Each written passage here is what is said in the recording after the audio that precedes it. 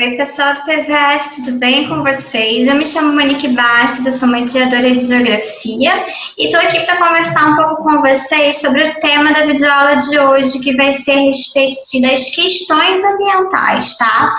Vamos começar por uma bem famosa, né, um problema aí ambiental que provavelmente vocês já ouviram falar, que é a do aquecimento global. O que seria esse processo, esse fenômeno? Na verdade, o aquecimento global ele se desenvolve com a intensificação de um outro processo que é o que a gente chama de efeito estufa. O que seria o efeito estufa? Eu trouxe aí um exemplo da sequência imagem para vocês.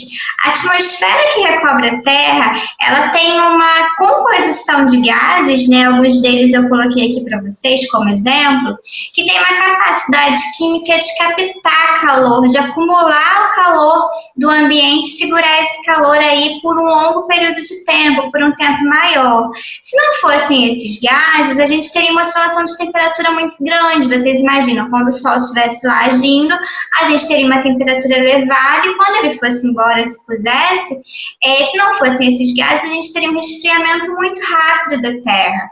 Esse processo é o que a gente chama de efeito estufa, que é um fenômeno natural, ok? Naturalmente, a atmosfera possui essa composição de gases, inclusive, se não fosse por ela, a gente teria uma situação tão grande de temperatura, a Terra teria uma tendência a uma temperatura tão baixa, que provavelmente isso teria impactos aí na biodiversidade, na manutenção de várias formas de vida. Então, o efeito estufa é um processo, como eu falei para vocês, natural. Por que ele se transforma num problema que a gente chama de aquecimento global? Em função de uma grande quantidade de atividades, principalmente atividades econômicas, que tem aí nos seus processos a tendência de produção de resíduos, produção de gases para a atmosfera. Inclusive, boa parte desses gases vão ter esse papel de reter a temperatura, reter o calor, né, no meio ambiente e ser chamado de gases estufa. Então, o grande problema acontece justamente aí, quando a ação do homem, né, as atividades humanas, acabam produzindo uma quantidade acima do normal desses gases que têm esse papel de captar o calor no ambiente. Trouxe para vocês aí esse gráfico que mostra esse panorama das principais atividades econômicas, né, e o seu papel na produção desses gases estufa, né, a gente tem a produção de eletricidade, a indústria também, o setor de transportes, boa parte dessas atividades aqui estão associadas à queima de combustíveis fósseis, né, que aí são os grandes vilões dessa superprodução desses gases para a atmosfera e, consequentemente, a formação do processo de aquecimento global. Eu queria dar um destaque aqui à agricultura, né, e à agropecuária como um todo, porque pouca gente sabe que além dos combustíveis fósseis, existem outras atividades, né, que produzem outros tipos de gases que são tão maléficos, né, quanto o transporte, por exemplo, né, na produção desses gases. E a agropecuária é um desses exemplos. A gente tem esse gráfico aqui que corresponde a todas as subatividades que estão associadas à agropecuária, que são responsáveis também pela emissão desses gases. E como vocês podem ver, a maior parte dessa emissão tem a ver com o processo digestivo que acontece aí no organismo dos bovinos, né? Um processo de fermentação que acaba gerando, principalmente por meio da emissão de gases, literalmente, né, das flatulências desses animais. Isso acaba gerando também e comprometendo muito esse panorama das substâncias, né, dos gases estufa que estão presentes na atmosfera. E acaba acontecendo esse desequilíbrio, né, em função dessa superemissão, e a atividade agropecuária é uma dessas vilões. Outra coisa importante diz respeito a alguns países, né, a gente pode também entender esse assunto por esse lado. Quais são os países que são os maiores emissores desses gases estufa. A gente tem justamente os países que são colocados aí como as maiores economias do mundo, né? Eu trouxe aí o exemplo para vocês específico do caso da China, né, que tem se destacado muito no cenário econômico nos últimos anos e, consequentemente, isso também vai estar atrelado à questão ambiental. Quanto mais, no geral, né, desenvolvido ou com a maior dinâmica econômica, a tendência é que esse país em questão também produza muitos desses gases, polua demais e tem impactos ambientais. No caso da China, o que explica também muito isso é que esse país possui dentro do seu território uma reserva muito grande de carvão mineral. E aí, por consequência, o país acaba utilizando muito essa fonte de energia para a produção aí de vários tipos energéticos dentro do país. Só que o carvão mineral é aí uma das fontes energéticas mais poluidoras de todas, né? Então, a gente tem aí esse cenário de que mais de 70% de todas as fontes que a China tem, justamente o carvão mineral, isso faz com que o país utilize muito esse tipo de recurso e, consequentemente, polua demais. É um país que tem um parque industrial gigante, o segundo maior parque industrial, disputa aí o primeiro lugar com os Estados Unidos. Quanto mais a gente produz industrialmente, mais a gente consome, mais a gente precisa gerar, por exemplo, várias formas de energia para fazer essas indústrias funcionarem. E a questão do carvão aí vai também estar associado, também vai estar associado a isso, sem falar também na questão do próprio mercado consumidor. A quantidade de pessoas, né, um consumo gigante que um país como a China tem. Todos esses aí são alguns fatores que vão fazer com que esse país seja um dos principais vilões, assim, do que a gente chama de aquecimento global, tá? Um outro processo que a gente chama também de problema ambiental é conhecido como buraco na camada de ozônio. Até que nos últimos anos eu acho que a gente não tem ouvido tanto, né? Não tem mais tanto debate a respeito dessa questão, embora ela ainda exista, só que a gente vai entender um pouquinho do porquê que talvez a gente não ouça mais tanto falar sobre essa questão. O que seria a camada de ozônio? Como vocês podem imaginar e perceber também aí nessa imagem, a gente tem uma camada que envolve a Terra dentro da própria atmosfera, que a gente tem uma concentração maior de um tipo de gás específico que vai ser o ozônio, né, que é representado aqui por essa molécula de O3. Qual vai ser a concentração, a dinâmica de concentração desse gás na nossa atmosfera? Como eu coloquei para vocês, ele se concentra basicamente na altura de 20 a 35 quilômetros de onde a gente está, ou seja, de altitude acima da gente, numa camada de atmosfera que é subdividida e tem o nome de estratosfera. Não sei se vocês já ouviram falar dessa palavra também, que é onde a gente tem a maior concentração desse gás que a gente chama de gás ozônio.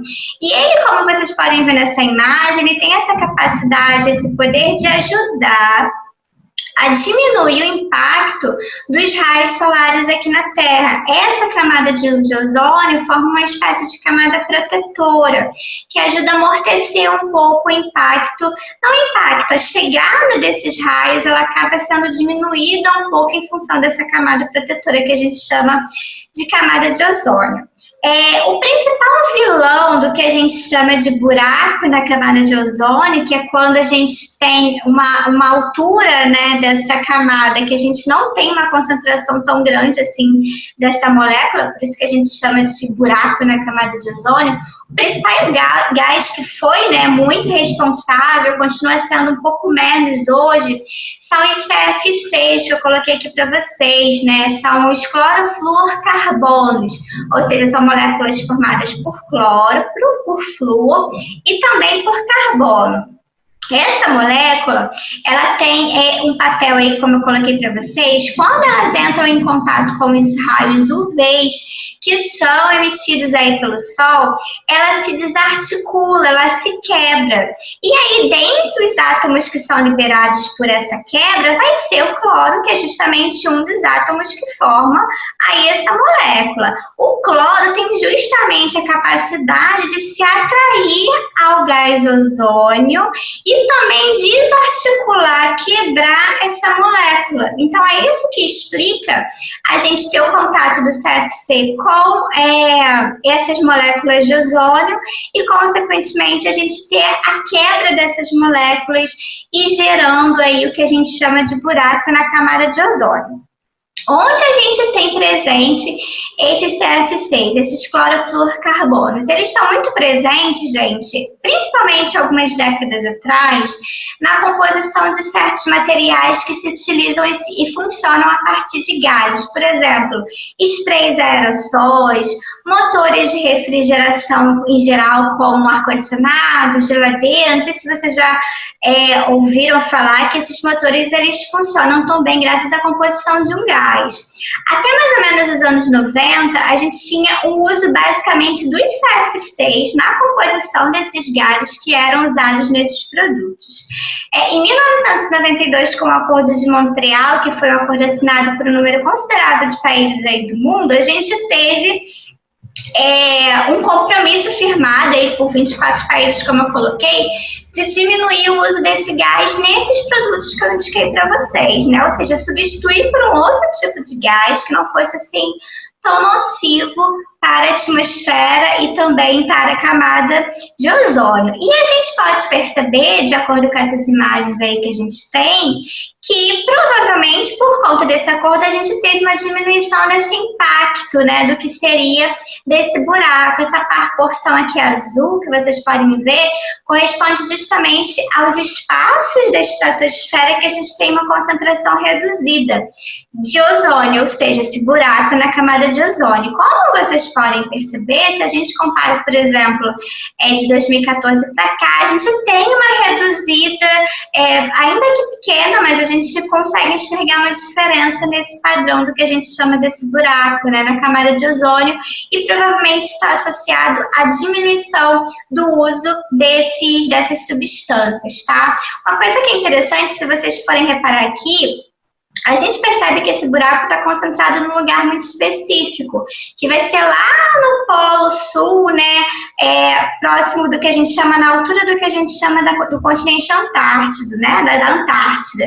E aí a gente tem uma questão, né, será que são, de fato, esses lugares que produzem ou que emitiram CFCs numa grande quantidade, mas são lugares que têm uma densidade demográfica, uma quantidade de pessoas vivendo que é muito pequena, né? E por que é justamente lá que a gente tem a concentração desse buraco? Porque esses gases, eles circulam por massas de ar. E existe uma série de massas que têm essa tendência de se mover em direção, aí, por exemplo, ao Polo Sul e vão carregando tudo que tiver em suspensão na atmosfera, inclusive gases poluentes. Então, é isso que explica a localização desse grande buraco lá próximo ao Polo Sul e não necessariamente sobre os grandes espaços com as maiores concentrações populacionais e etc, tá? Avançando aí, a gente tem uma outra questão ambiental que a gente conhece e chama como chuva ácida. O que seria esse problema? Como a gente pode descrever? Eu trouxe aqui um exemplo para vocês, se vocês quiserem até dar uma paradinha no vídeo para poder analisar um pouco as informações dessa imagem, que é bem sintético e ajuda a gente a associar esse processo.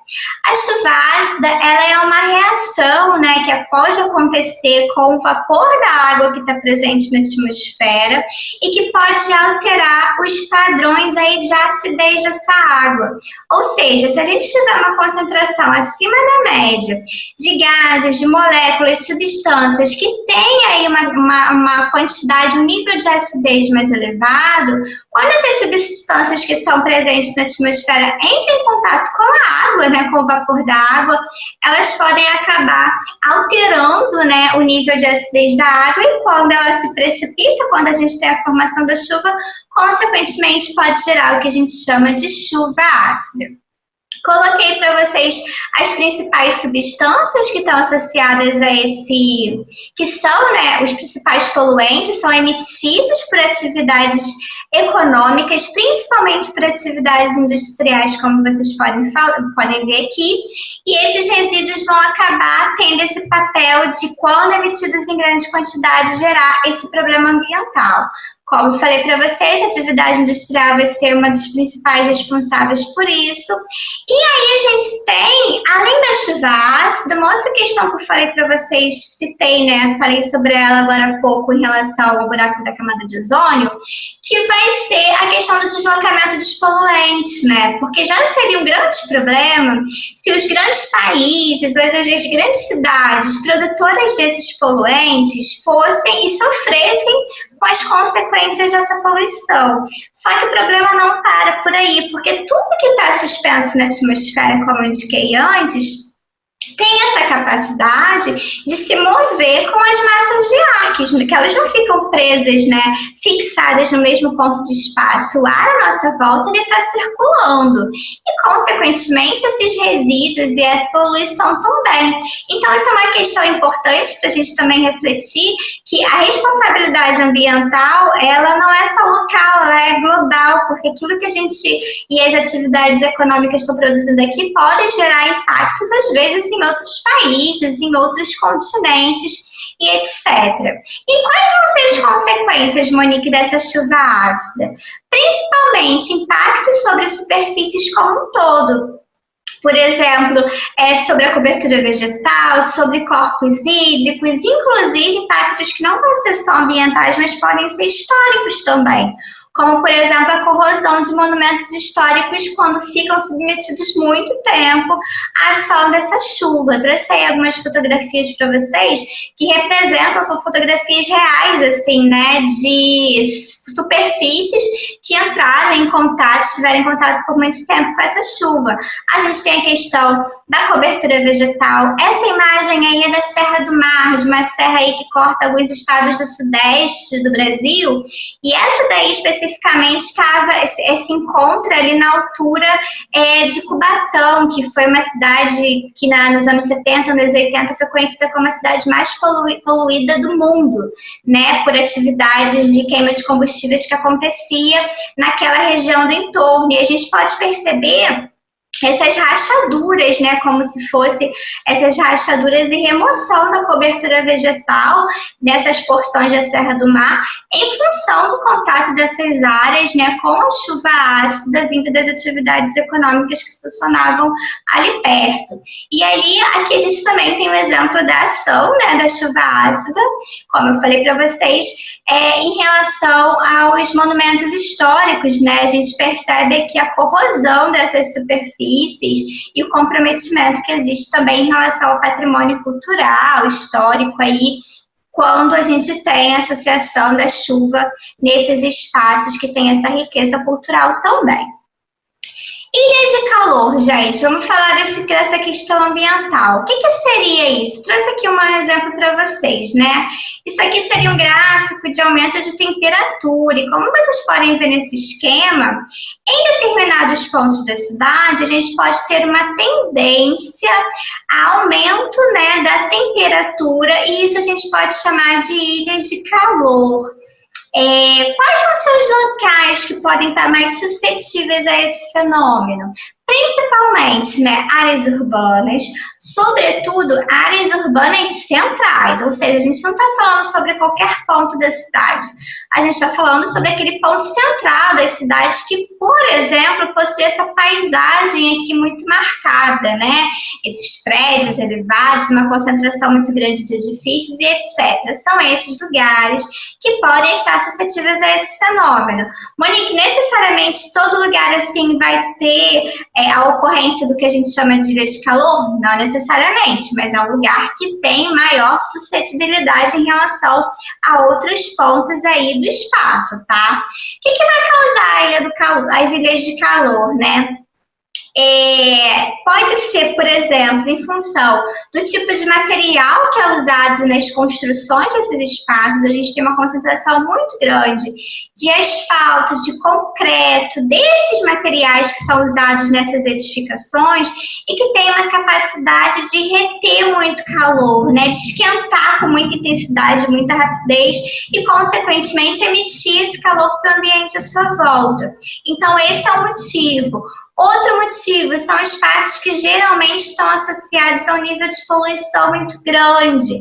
Lembra do que a gente falou lá atrás dos gases estufa? Que eles têm a capacidade de reter calor? Se a gente aumenta a concentração desses gases, dessa poluição em certos pontos do espaço, por exemplo, como é o que acontece nessas áreas centrais da cidade, a gente também vai estar promovendo e aumentando a tendência dessas áreas se aquecerem mais do que o seu entorno, que é o que a gente chama aí de ilha de calor.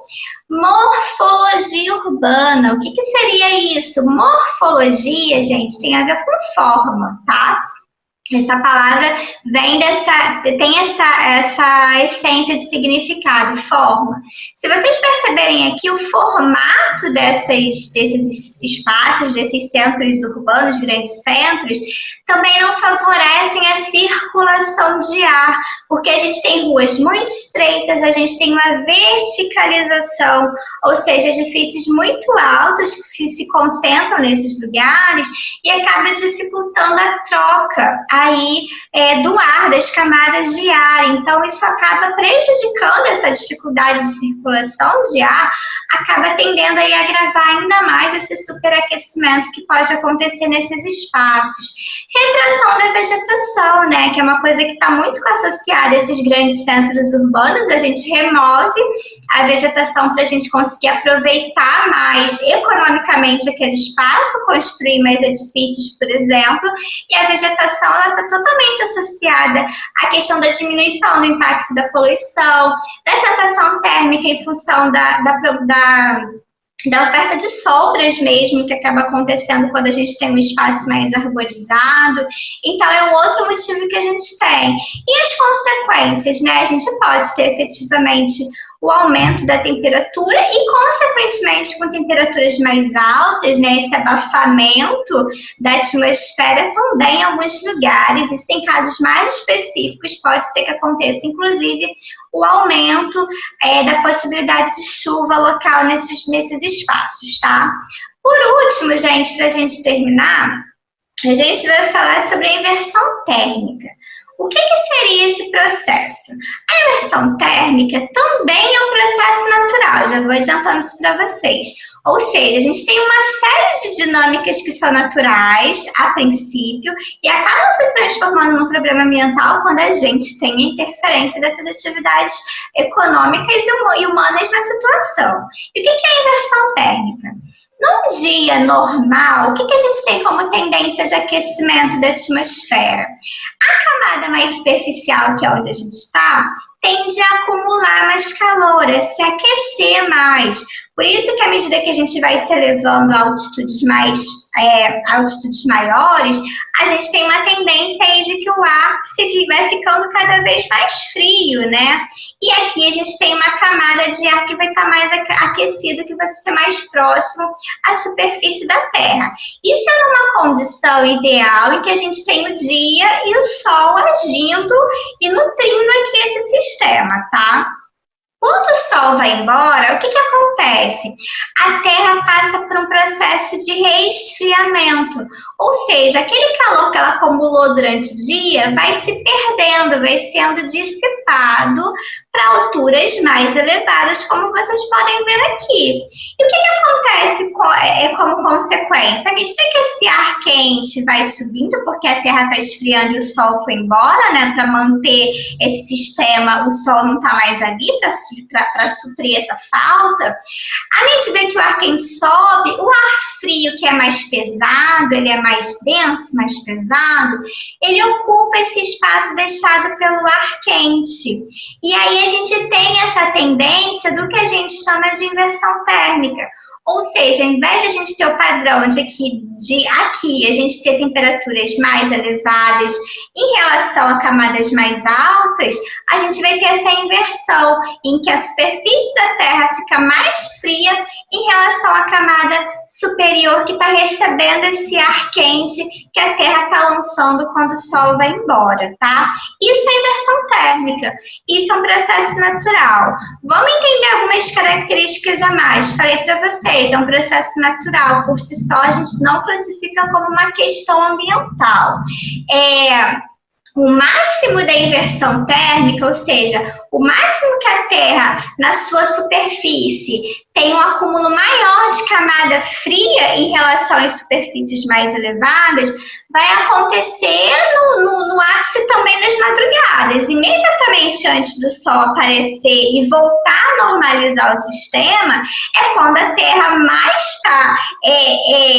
se esfriou, porque perdeu muito calor que ela acumulou no dia anterior. Então, isso faz com que também seja o momento que a gente tenha o maior nível de inversão térmica acontecendo, tá? Essa inversão tende a acontecer principalmente durante o inverno.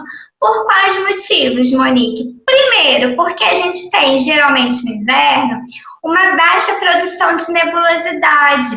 A gente, como tem um sol, né, a gente está menos suscetível a temperaturas mais elevadas, né? O sol está mais inclinado, a gente tem dias mais curtos. Então, tudo isso faz com que a gente tenha menos evaporação de corpos d'água, corpos hídricos. Mar, né, oceano, lagoa, enfim, tudo isso acaba não evaporando tanto. Consequentemente, a gente tem menos formação de nuvens. E se a gente tem menos formação de nuvens, quando o sol vai embora, a Terra acaba se aquecendo muito mais rápido, porque as nuvens têm essa capacidade de segurar esse calor mesmo quando o Sol vai embora. Se a gente não tem nebulosidade, a Terra vai se esfriar e esse calor ele vai se dissipar com muito mais facilidade. Por isso que isso acontece mais no inverno. Além disso, no inverno, a gente tem um aquecimento da Terra um pouquinho menor em relação ao verão, e aí, consequentemente, o resfriamento também se dá mais rápido, certo? Se a Terra conseguiu acumular muito calor durante o dia, o resfriamento dela, quando o Sol vai embora, esse resfriamento vai ser um pouco mais lento. Do contrário, esse resfriamento vai ser muito mais rápido, né? E isso vai fazer com que a gente também acelere a inversão térmica, porque a gente acaba tendo dias quentes e noites assim muito mais frias, porque a Terra acaba se esfriando muito rápido. A gente tem passado por isso, não sei quando que vocês vão assistir essa videoaula, mas a gente tem passado exatamente por isso, pelo menos aqui no Rio de Janeiro, durante esse inverno. Dias que são até agradáveis, né, mais a menos, e logo que escurece, a gente já tem uma queda muito grande na temperatura, ou seja, uma diferença de temperaturas máximas e mínimas que também é muito alta. Isso é o que a gente chama de amplitude térmica, que também vai favorecer a inversão térmica, né? Se para acontecer a inversão térmica a gente tem que ter tido a Terra se esfriando, né? E a camada superficial perdendo muita temperatura, então são fatores aí do inverno que vão agravar esse processo da inversão térmica. Uma outra questão que também está associada é a questão do relevo. Determinados espaços a gente pode ter uma inversão térmica maior, por exemplo, espaços que a gente chama relevos, né, formas e paisagens de fundo de vale, ou seja, espaços que são mais rebaixados em relação ao seu entorno, que às vezes tem a presença de morros, de maciços e etc. Nesses espaços a inversão térmica vai ser maior, porque a camada fria, por si só, já tem essa tendência de pesar e se localizar na parte mais baixa da superfície. Se ela for cercada por áreas mais altas, se ela está presente essa massa de ar fria num fundo de vale, né, ela vai ter uma tendência de ter mais dificuldade para se dissipar, porque ela fica encaixada, ela fica presa naquela forma de relevo. Então, dependendo do lugar, a gente pode ter aí o agravamento dessa inversão térmica em função da questão do relevo. E por que finalmente a gente classifica isso como um problema ambiental? Porque se a gente tem tem uma concentração muito grande de partículas poluentes na atmosfera e a gente tem o processo da inversão térmica, essas partículas elas vão ficar presas nesse ar mais frio, mais gelado, que está ocupando essa camada mais superficial da Terra. Ou seja, né, esse ar tem dificuldade de circular. E se for um ar extremamente poluído, por exemplo, isso vai gerar problemas não só ambientais, né, mas principalmente problemas assim à saúde humana, problemas respiratórios. Não é à toa que a gente tem uma grande, né, quantidade desses problemas respiratórios acontecendo principalmente no período do inverno. Isso pode estar associado à questão da inversão térmica. Tudo bem, pessoal? Então, assim, por hoje é isso. Essas são as principais questões que a gente pode trabalhar. Estudem, né? Parem aí o vídeo quando tiverem alguma dúvida para tentar fazer anotação e refletir sobre o conteúdo. E é isso. Na próxima semana vocês vão ter acesso a mais conteúdo aqui de geografia, aqui pelo canal do Pré-Vestibular Social do CEDERJ. Beleza? Foi um prazer estar com vocês e até mais.